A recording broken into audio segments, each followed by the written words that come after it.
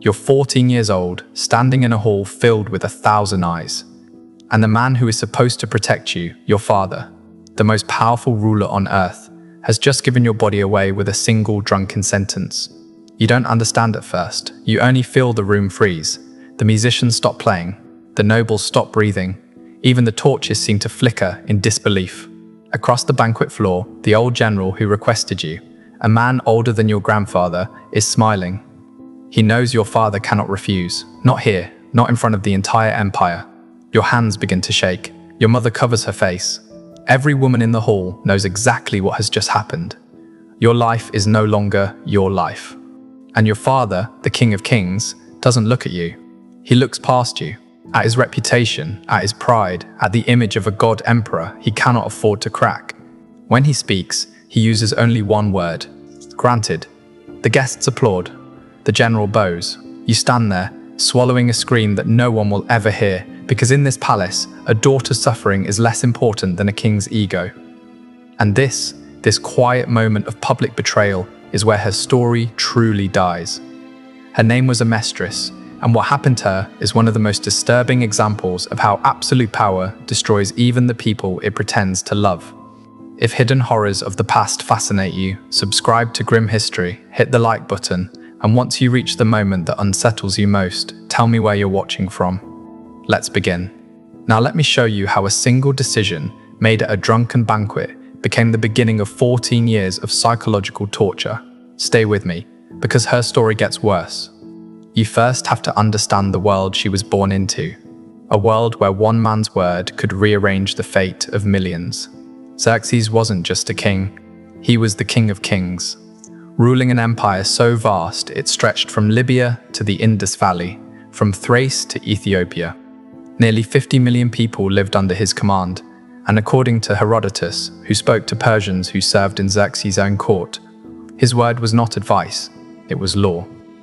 A breath from his lips could save a nation or erase one. But the true danger wasn't outside the palace walls. It was inside, because the Persian court wasn't a home. It was a fortress of silence, a sealed world guarded by eunuchs who owed everything to the king. No rumor escaped, no dissent survived, and everyone inside understood one terrifying truth. The closer you stood to absolute power, the easier it was to be crushed by it.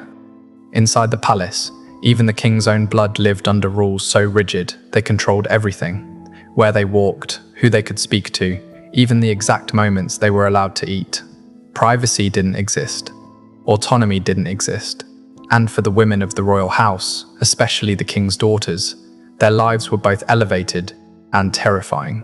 They were adored in ceremony, hidden in reality, treasures of the empire, with even less freedom than its servants. Royal daughters weren't celebrated in inscriptions. Most weren't even named in official records. They existed as political currency, bargaining chips, alliance tools, offerings wrapped in jewels. And if you think that sounds dark, the part that comes next is far worse. What happened to Amestris wasn't just tragic. It was something even her own people whispered about in fear. Because in a court where the king's will was absolute, a single mistake didn't ruin him, it ruined someone else. And for Amestris, that mistake was about to be made. Publicly, irrevocably, and in front of thousands. Amestris belonged to this world.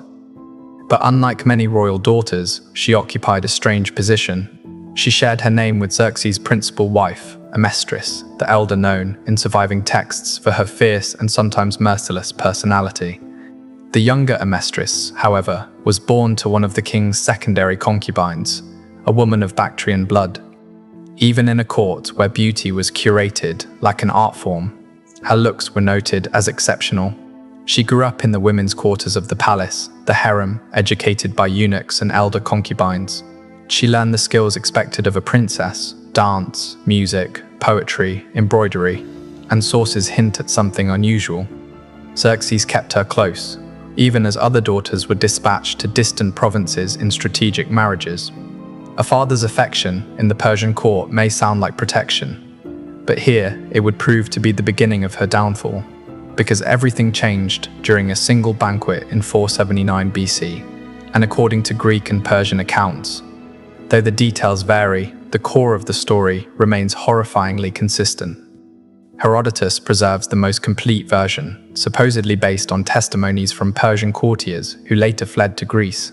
In this telling, Xerxes had been drinking for days, surrounded by flatterers feeding his sense of divinity and power. In a moment of drunken bravado, he stood before thousands of guests and swore an oath by the Persian gods he would grant any request made to him. This promise was catastrophic, and someone in the hall knew it. Artabanus, an aging general, once loyal to Xerxes' father Darius, had lost 3 wives already. Over 60, ambitious, and increasingly sidelined, he understood the political value of tying himself to the royal lineage. And he understood something else. Xerxes could not break a public oath, not after the humiliation of his military failures in Greece. To refuse a request now would signal weakness to the entire empire. So Artabanus rose. He bowed. And he asked for what no one imagined he would dare request. He asked for the king's daughter. He asked for a mistress. A silence fell so thick it seemed to swallow the hall. Guests stared between the general and the king, fully aware of the audacity of the demand. Royal princesses almost never married ordinary subjects, and when they did, it was to noble young princes, not elderly generals. Everyone waited for Xerxes to refuse. Everyone expected outrage. Everyone was wrong, because Xerxes had sworn a public oath he could not break. Herodotus describes the king turning pale, gripping the arms of his throne, glancing around like a trapped animal. Minutes passed, long, suffocating minutes, before he finally forced out a single word: granted. And with that, Amestris's fate was sealed. According to later fragments, she attempted to plead with her father afterward. She begged him privately to undo the promise, to find a loophole, to save her from the life she already feared. But Xerxes, torn between genuine affection and the need to preserve the image of a flawless ruler, chose the image. He rationalized his decision through politics. Artabanus, humiliated publicly, could become a dangerous enemy. Binding him through marriage would stabilize the court. That's what he told himself, repeating the same justification whispered by countless autocrats throughout history. The good of the state outweighs the life of a daughter. 3 months later, the marriage was carried out with all the spectacle expected for a princess of Persia. But those who witnessed it remembered something else entirely. Beneath the silk and jewels, worth more than entire cities, Amestris moved like a performer trained to conceal despair. Her beauty made the tragedy sharper, more visible. She walked through the rituals silently, her expression fixed somewhere between duty and dread. Artabanus, meanwhile, radiated triumph. He had secured not only a young and beautiful wife, but a permanent, intimate tie to the Achaemenid bloodline. And though the ceremony ended, the true consequences of Xerxes' decision were only beginning to unfold, and they were far darker than anyone in that hall could imagine. The age difference between them was staggering. Amestris was barely 14, while Artabanus was well past 60. Even in a society where marriages between older men and young girls were not unusual, this particular pairing unsettled the palace. Whispers circulated in corridors and courtyards, murmurs of Xerxes' cruelty in sacrificing his daughter simply to protect his pride. And those whispers would only grow louder as the truth of her marriage began to reveal itself. Because the first months made something painfully clear. Amestris had not entered a marriage. She had entered a sentence. Artabanus, consumed by the desire to control and display his royal bride, kept her in near-total isolation. Sources recount how he forbade Amestris from visiting her family quarters, or even speaking with her sisters and mother. In Persian culture, where female kinship was a vital source of emotional support and identity, this severing of ties was especially cruel. Amestris was effectively imprisoned in Artabanus's quarters, guarded by servants fiercely loyal to him. She had no freedom of movement, no privacy, and no autonomy of any kind.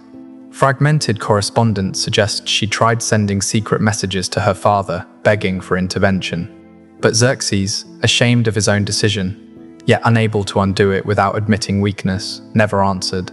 That silence would haunt her. The most disturbing element of Artabanus's treatment involved his conjugal expectations. Ancient sources, cautious in their language, still make it clear, despite his advanced age, he subjected Amestris to frequent and forced marital demands. His obsession centered on producing an heir with royal blood, an heir who would secure his position in the imperial hierarchy. Court physicians were summoned. Administrative tablets record payments to fertility specialists, herbs, and concoctions meant to enhance conception. None of this was for Amestris's benefit. She was not regarded as a wife. She was a vessel, a body to be used for political inheritance. 3 years into the marriage, in 476 BC, Amestris finally became pregnant. Artabanus rejoiced, offering grand sacrifices to the Persian gods. For him, the child represented triumph. For Amestris, the pregnancy meant something far darker. She knew that if she delivered the heir he desired, she would be bound to him permanently.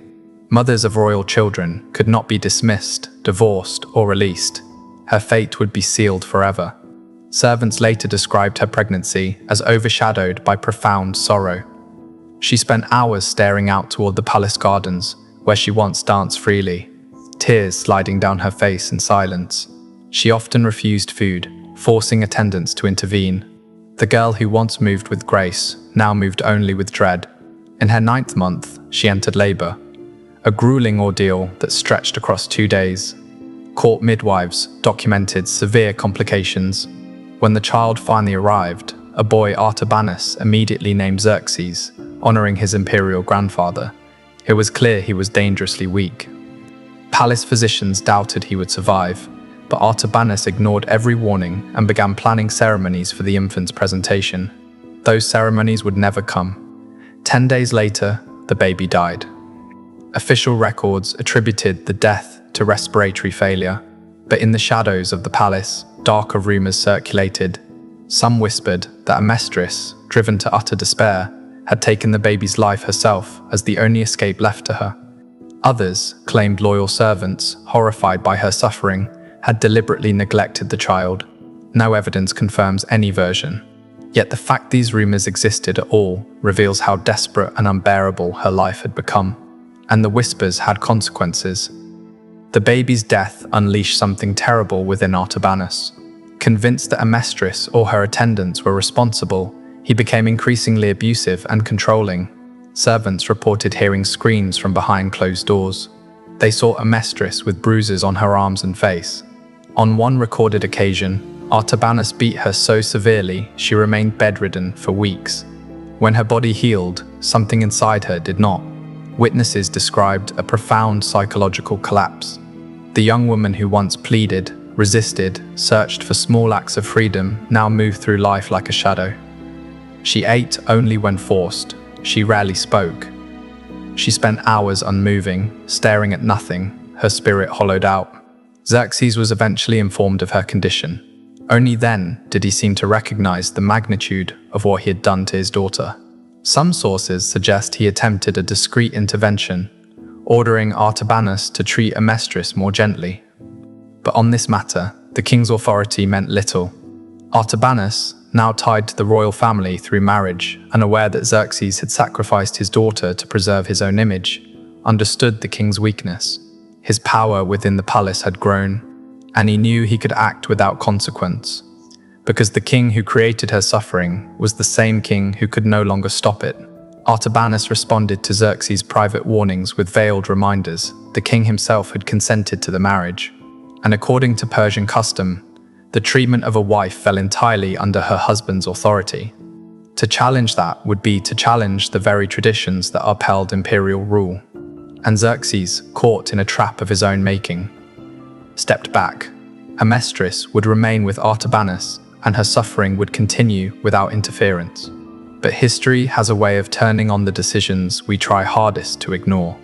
14 years after Amestris's marriage, everything changed. Xerxes was assassinated in a palace coup led by Artabanus and several conspirators.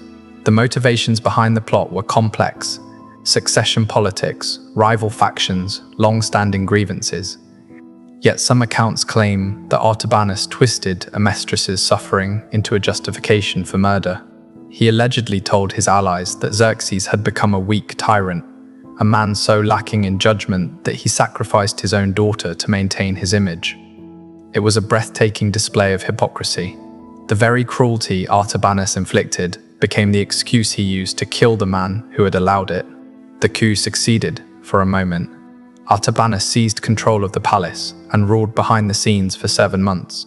But eventually, Xerxes' son, Artaxerxes, rallied loyal forces, crushed the rebellion, and confronted the general in the palace. Artabanus was executed in a violent clash with the royal guard. His reign of influence ended with the same brutality he had inflicted on the young woman he imprisoned. One might imagine that Artabanus's death brought Amestris freedom, perhaps even joy. But the truth was far more tragic. By then, Amestris was 28 years old. Yet witnesses described a woman who seemed decades older. Her hair had streaked with premature grey, her face hollow, her expression vacant. Artaxerxes, her half-brother and now great king, tried to restore her place in court. He offered her private quarters, servants, and the autonomy she had been denied. But Amestris rarely stepped outside her rooms. She refused banquets, ceremonies, and festivals.